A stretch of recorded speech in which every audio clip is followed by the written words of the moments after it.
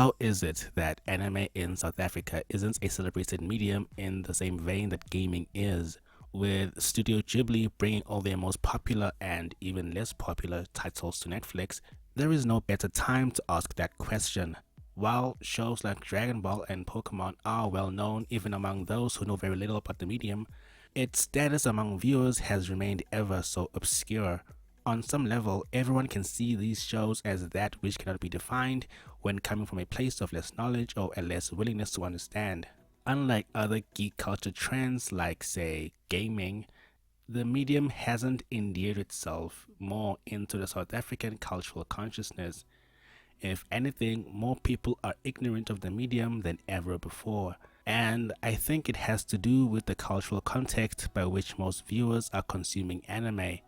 There is a difference between knowing of anime and knowing anime, and by highlighting the vast worth that is to be found in knowing anime for the cultural significance which it brings to the medium of arts and storytelling, I hope to bring South Africans into my understanding of the medium and hopefully shed some light on the most obscure medium of storytelling in the country.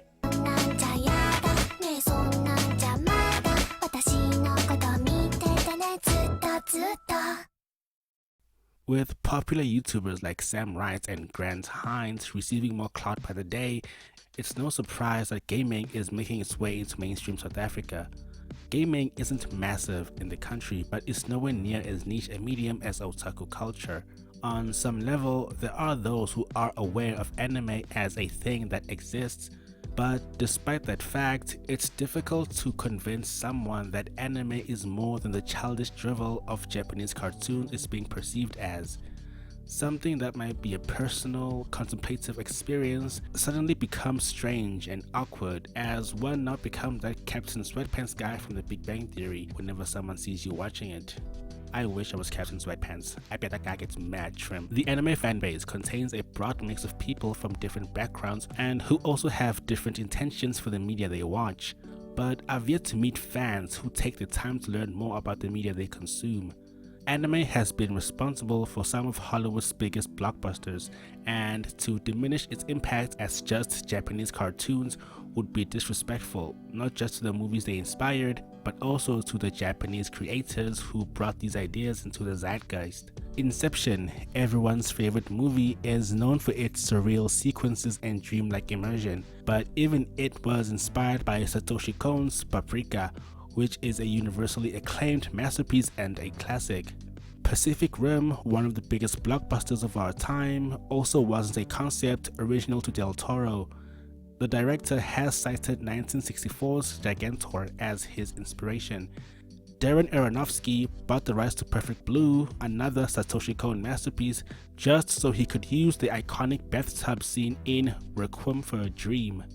Animation lives beyond our understanding of the human condition, and it can reach deep into our specific interpretations of reality and allow us to understand the world through a multitude of cultural contexts. Most art is limited to the culture it's a part of, but I think anime, in its varied verisimilitude, can tell stories that personally appeal to a wide number of people from different backgrounds. While most media opts to reflect the most broadly appealing stories as possible to as wide an audience as possible, anime contains the kind of intimate specificity that ensures that there is something that will appeal to you and you alone. The beauty of the medium is in finding people that feel similarly to you in every possible way. So even though the anime you've been watching was tailored specifically to your tastes, there is no greater pleasure than finding people that are in your wavelength. If you like Teen Titans Go, chances are each person in your circle has seen or loves it just as much as you do, if not more. Such media is made to appeal to everyone, so even if you're not necessarily well informed of the Teen Titans comic book counterparts, you can still enjoy the show for what it is and understand exactly what it's trying to communicate. But for something as intimately specific as the Tatami Galaxy, you would need to dig deeper into the cultural oasis of otaku fandom to find someone who appreciates the themes and ideas represented therein, and even then, they would have to actually get the point of its appeal in the same vein as you do. Just because someone likes something, it doesn't always mean they get it. Anime has the ability to appeal to very specific groups of people because though it may sometimes feel like it's saying everything all at once, it's what it doesn't say that is the point of its appeal. It's not the notes you play that matter, but the notes you don't play that make the best music.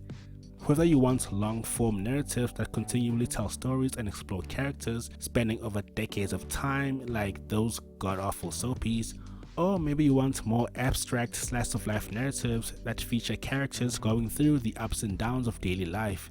The power of anime is that it can reach deep into the psychological interpretations of reality and give you a platform with which to understand those feelings, even if it's from an alternative perspective. It helps you communicate ideas that are beyond what you see in front of you. And I've only seen the idea of an anime being celebrated and treated as a true classic even among those outside the fandom when Dragon Ball Z took on a life of its own in the West. With that in mind, and to further illustrate the appeal of anime, I would like to talk about the biggest anime franchise in the world that's been able to accomplish what no other cartoon has outside of those it directly inspired, Dragon Ball Z.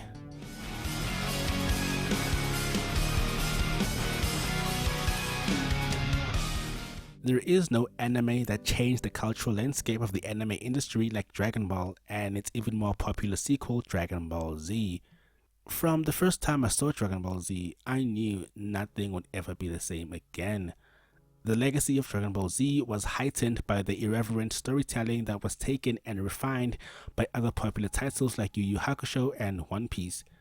Characters were powerful and durable enough to punch one another through mountains. Heroes would get completely destroyed by ultra-powerful villains who were portrayed as invincible demigods, only to look deep within and find the strength to dig deep and surpass who they were in order to stop what seemed like an unstoppable force. From Goku's monumental victory over Frieza in a climax where everything seemed impossible, to Gohan's growth from a doubtful child to a hero in his own right, surpassing Cell and his predecessors. Seen as a simple story of characters who measure their value through their strength, Dragon Ball Z was more compelling than most action-centric television serials of its time, in my opinion. The impact of Dragon Ball Z is monumental and without peer, especially outside of Japan. But what Dragon Ball Z did that's even more important than its creative use of scale and growth are the stories that it inspired. There are shows that have taken the elements that made DBZ great and refined them to the highest possible standard, the most noteworthy being One Piece. Eiichiro Oda has cited Akira Toriyama as one of his biggest influences. While we have crowd pleasers like Naruto and Attack on Titan, none of these have come close to the monumental success of Dragon Ball Z. Naruto and Attack on Titan are genuinely good, and their popularity is well deserved. But I think it's worth drawing a line between what is popularly good and what is good for you. This is where the subject of taste comes in, and seeing as there are more shows than there are otakus to watch them all, there's a merit to finding a diamond in the rough that warms the cockles of your heart and lets you see the world differently from those around you. But beyond what's being cited as popular by the standards of the masses, it's not easy to find that which resonates with you and you alone. So, why should you care? Well, in no other medium would you find big muscly dudes beating the shit out of each other used as a metaphor for self-improvement. In no other medium would you see hot girls battling in kinky attire read as a commentary on cultural imperialism. In no other medium would a feminine character-driven narrative be a subversion of Western fairytale themes with symbolic undertones. In no other medium would the utter bleakness and despair of human nature be conveyed in such nihilistic poignancy. The fact that some of the biggest films in Hollywood have directly taken influence from anime speaks volumes about the power of the medium. And to summarize the points of its appeal, I'll say anime is the ground floor of all 2D and live action creation. And I think that's an amazing feat. I think that's something people should care about. If you'd like to know which anime to start with, I would suggest going over to my blog where I usually dive into anime recommendations when I can. Let me know in the comments which anime has appealed to you and why. Subscribe to the channel for more anime content. Thanks again for watching, and I'll see you in the next one.